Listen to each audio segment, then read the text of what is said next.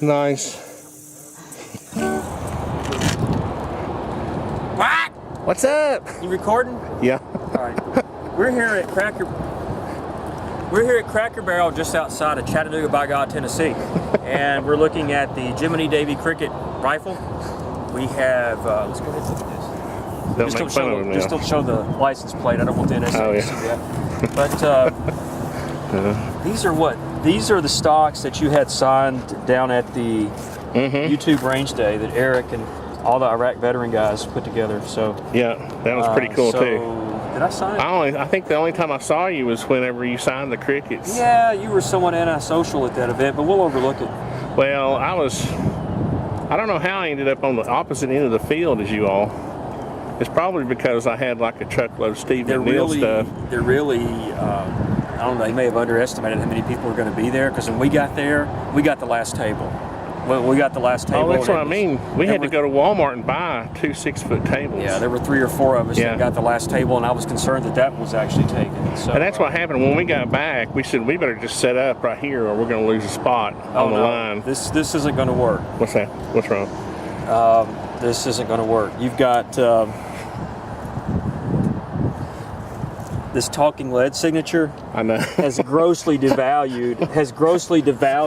Yeah. You know, that's. I was just trying to be nice to them. I mean, they just started in YouTube and all, and I know, but and I feel like I've kind of helped them get started, because I was actually the one that kind of egged them on to start a YouTube channel or start doing videos. So yeah, just that's going to hurt the value of this. So I was trying to help them out by, you know, letting them get a little name recognition alongside. But you've got Destiny, you've got Kirsty. You could put your name on there right beside theirs and help them out even more. Mine's on here, so that really brings the value down. So we do that. I don't know if anybody's going to. I think I'll leave mine off this year. Maybe that'll help. I don't know. So what's the plan? I'm going to hook up with hickok45. Is that the plan? And I appreciate you doing that too. I did talk to him today, and he said y'all had already communicated, so I think we're going to try to hook up in the next week or so, either at his place or my place or somewhere in between. And he said I could film a couple of segments of video. Oh, that'll be cool. I'll send that to you, and that would be on your channel. And so he's glad to help out. I hope to do like a montage in the end. Yeah. Of everybody. Do it. I don't know where we're going to be. Yeah. So we're going to try to hook up next week. Well, thanks for doing that. Oh, you're welcome. Yeah. And thank Greg too. So, what's that? I'm going to put a plug in for one of your local suppliers. This is from. I'm going to be careful how I do that. 7.62 by 5.4 ammo. I'm telling y'all. So are we trading? No, you're not getting this.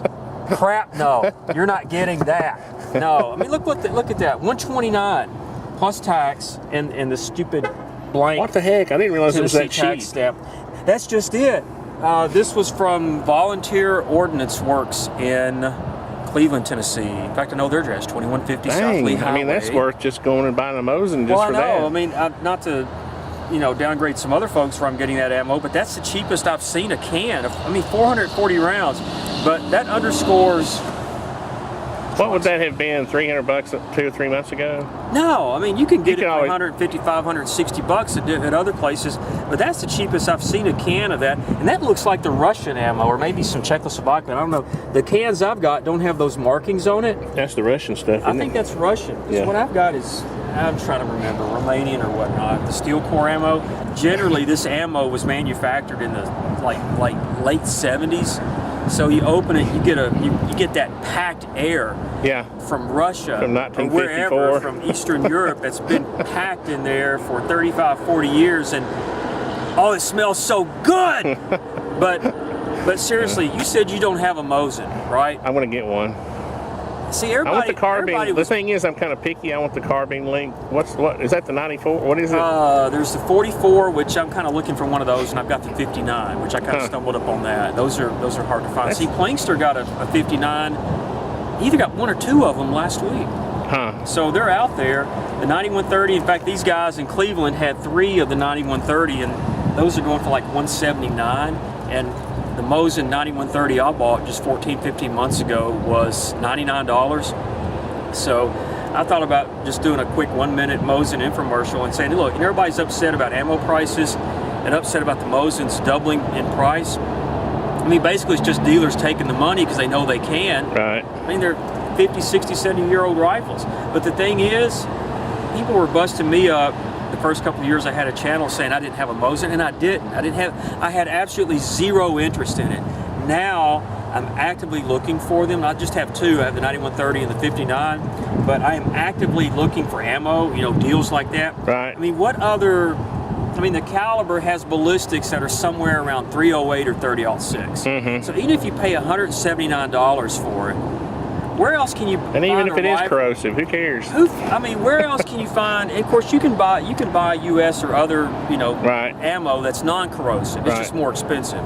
So this is, this goes. Just clean it with Windex or whatever on your barrel, and you're good to go. But all that to say, I'm now a huge proponent of the OilTheGun and the 7.6254 caliber. I mean, I know.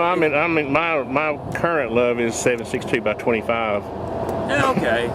Just for planking. Once you shoot this, just for planking, It's not. People say, "Oh wow, are you going to shoot that with the steel stock all day long or a steel butt plate?"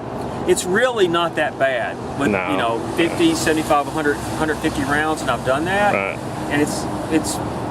The point is, where else are you going to find a rifle for $200 or less that has ballistics in the range of a 308 or 30-06 and ammo that's that freaking cheap? 440 rounds for $129. Plus tax and the 10 cent per can.